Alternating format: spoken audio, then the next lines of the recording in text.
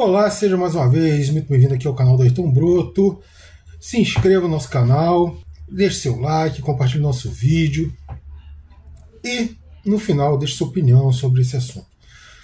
Pessoal, o tema hoje são essas manifestações que foram convocadas pelo PT, né, como representante aí da chamada esquerda, que de esquerda não tem nada, só ali aquela, digamos, a estética, né?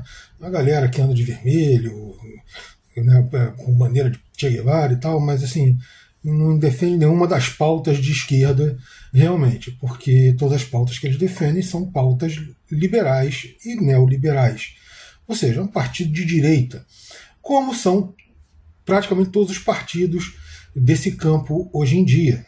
Isso não é exclusividade do PT, ele apenas é o mais proeminente desses partidos.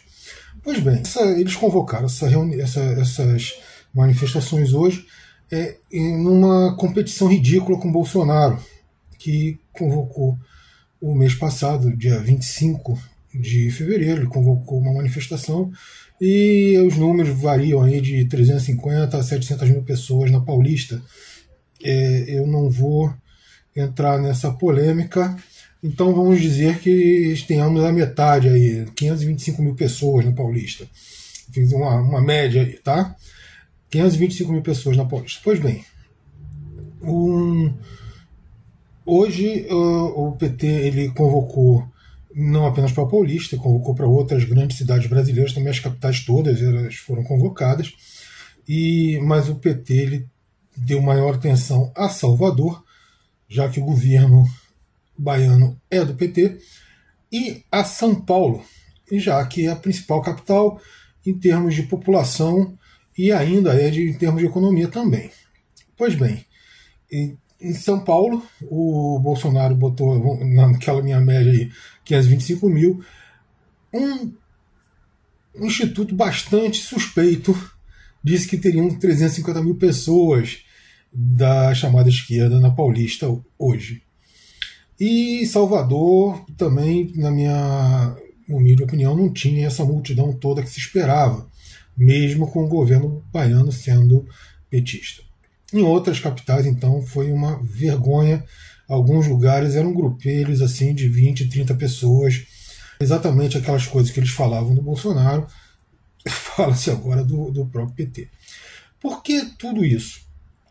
Primeiro, porque são pautas vazias. Os bolsonaristas ainda têm uma pauta. Primeiro, é uma tentativa de escapar da cadeia, e segundo, eles têm uma busca por pautas que, para eles, realmente são pautas importantes. Principalmente aquelas pautas ligadas aí com princípios bastante, eu não diria nem conservadores, alguns desses princípios são reacionários, mas eles têm ligação com essa pauta. Verdade que eles levaram gente do Brasil todo para Paulista, eles não espalharam as manifestações, isso ajudou a encher a Paulista, mas é verdade também que eles colocaram mais gente nas ruas do que a chamada esquerda colocou hoje. Então, assim, o Bolsonaro tem alguma pauta que realmente é cara a essas pessoas. Não a toda a direita, mas a essas pessoas é. Já o PT tem uma pauta muito difusa. Um partido que se diz de trabalhadores e um campo que se diz voltado aos interesses da população e de trabalhadores, tem uma pauta muito difusa. Democracia, meu amigo, essa democracia brasileira vem piorando a vida do brasileiro há 35 anos. Foi para isso que nós fomos às ruas, lá os caras pintadas e outras coisas mais, foi para isso, para piorar a vida do brasileiro nos últimos 35 anos. Então, primeira pauta, democracia. Uma idiotice de fazer relembrar o golpe de 64. Assim, você relembra essas coisas quando você tem algo realmente a relembrar. Não há nada a relembrar. Foi um golpe. Você não pode deixar as Forças Armadas fazerem nenhum tipo de homenagem a esse a esse golpe, você também não tem que ficar batendo nessa tecla. Até porque, ao final do período ditatorial, você fez um grande acordo nacional. O Ciro Gomes fica falando que nós vencemos. Nós não vencemos nada, foi feito um acordo. Se fosse vitória, vocês tinham pego todo aquele pessoal que estava vivo ainda e tinha colocado na cadeia. Então não foi vitória, foi feito um acordo. Um acordo político não é uma vitória. Foi feito um acordo que deu anistia ampla, geral e restrita. Aí voltaram do exílio vários políticos, vários artistas que estavam espalhados aí pela América Latina, Estados Unidos e Europa, e eles voltaram ao Brasil. Nessa época já na América Latina não tinha muita gente não, porque tiveram outros golpes aí na América Latina também, e eles acabaram escapulindo lá para Estados Unidos e Europa. Estavam todos eles por lá, a maior parte na Europa. Eles voltaram por causa desse acordo político. Então, não é uma vitória. Um acordo político é um acordo político, não é uma vitória. Assim, todos ganham, inclusive o pessoal que era da ditadura. Então, você tem, primeira coisa, uma democracia que ao povo não diz a que veio. Você tem uma lembrança de um fato passado que, na verdade, não era para você estar fazendo manifestações, porque nem é a favor nem é contra nada do que você deveria defender.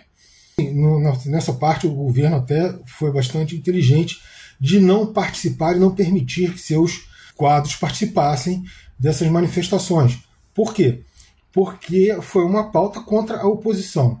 O partido do governo, afinal de contas, é o PT, é o partido do governo, foi ele o principal partido que convocou essas manifestações, convocou para a prisão de Bolsonaro e não perdão daqueles pessoal dos atos do dia 8 de janeiro.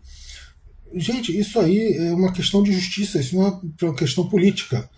Claro, ela influencia na política, mas o que você tem que pedir, e isso deveria ser, na verdade, trabalhado não apenas dessa forma tosca que está sendo trabalhado, é que nós tenhamos uma justiça técnica, não a justiça política. O Brasil, nos últimos anos, tem uma justiça política, ela toma decisões baseadas em política. E, na verdade, muitas vezes você vê deturpações até mesmo da interpretação de leis e da própria Constituição para atender interesse político. Então, uma hora a Constituição, que tem um texto bastante claro, é interpretada de uma forma, aí daqui a 4, 5, 6 anos, porque mudou ali os ventos políticos, então você interpreta de outra forma completamente diferente. Isso tem acontecido no Brasil. Você teria que pedir uma justiça técnica, não política. E o que eles estão fazendo é pedir uma justiça política, eles não estão pedindo nada técnico. Né? Você tem que prender o pessoal. Não, você tem que ter prova para prender, e isso cabe à justiça ter provas ou não, coletar essas provas aos órgãos de investigação e levar à justiça, e a justiça julgar com isenção, não com partidarismos políticos. Então, assim, são várias pautas que não dizem a que vieram ao povo, porque todas as vezes que tivemos necessidade de que se fossem convocadas pessoas das ruas, né, o Lula até de forma bem en passant, falou que as pessoas têm que pressionar, o povo tem que pressionar o povo, mas assim, o povo não se auto-organiza. Senão vira o que se chama de desobediência civil.